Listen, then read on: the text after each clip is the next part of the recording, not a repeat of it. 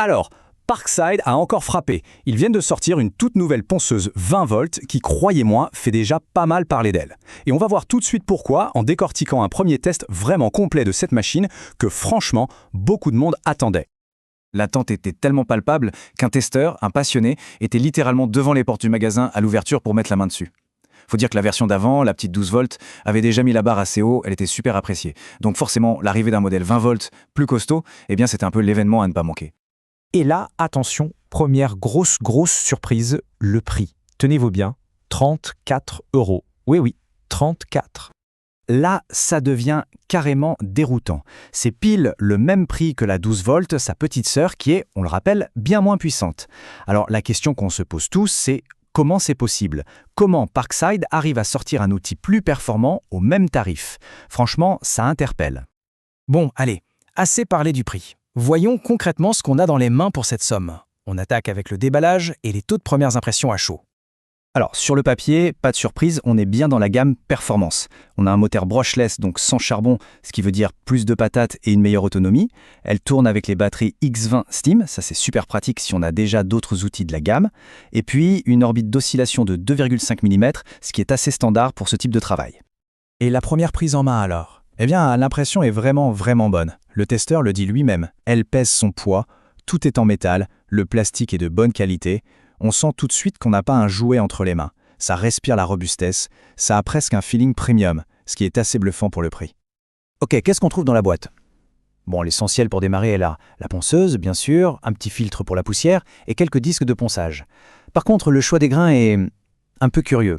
On a 2 disques de 120 et un de 240. C'est bien, mais il manque un grain plus gros, genre du 80 pour le gros décapage. Un petit détail, mais à noter. Mais alors là, attention, le truc vraiment surprenant, c'est la qualité de ces disques fournis. Le testeur n'hésite pas à les comparer à ceux de la marque Mirka. Pour ceux qui ne connaissent pas, Mirka, c'est un peu la Rolls-Royce des abrasifs. Donc c'est un énorme compliment et un super bon point pour Parkside. Bon, les premières impressions sont super positives. C'est bien beau tout ça, mais le plus important, c'est sur le terrain, non? Alors, voyons voir ce qu'elle a dans le ventre quand on la met au travail. Pour juger de son efficacité, le test est tout simple mais super parlant. On prend une planche de bois, on colle une bande de scotch en plein milieu. On ponce un côté et puis on retire le scotch. Comme ça, on a un avant-après hyper net, impossible de tricher. Et dès les premières secondes, premier constat, ça fait de la poussière. Beaucoup de poussière. Le petit filtre fourni, il fait ce qu'il peut, mais il est très vite dépassé. Donc soyons clairs, pour travailler proprement, il faut absolument la brancher sur un aspirateur d'atelier. C'est non négociable. Mais bon, au-delà de la poussière, le résultat est là. Et quel résultat? Le testeur est bluffé, il dit « Le travail est vraiment bien fait, le résultat est impeccable. La finition est nickel, c'est propre, c'est lisse. Pas de doute, la machine est puissante, elle envoie et elle fait super bien son boulot. » Par contre, il y a un mais. Et c'est un mais assez important. Pendant ce test à pleine vitesse, sur les niveaux 5 et 6, un gros défaut est apparu. La machine se met à vibrer, et pas qu'un peu. Elle vibre vraiment beaucoup. Et ça, sur de longues sessions de travail, ça risque de devenir très inconfortable. Ok, alors au final, qu'est-ce qu'on en pense de cette ponceuse? C'est l'heure du verdict. On met tout sur la table, le bon et le moins bon, pour se faire une idée claire. Alors, récapitulons. Dans la colonne des plus, on a quoi? La puissance, clairement. Une super prise en main.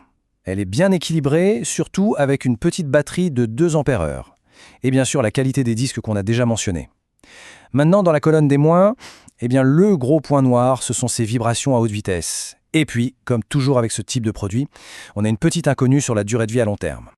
Si on devait mettre des notes, ça donnerait quoi? Pour le rapport qualité-prix, c'est exceptionnel, il n'y a pas photo. La puissance et l'efficacité, excellent aussi. L'ergonomie, la prise en main, c'est très bon.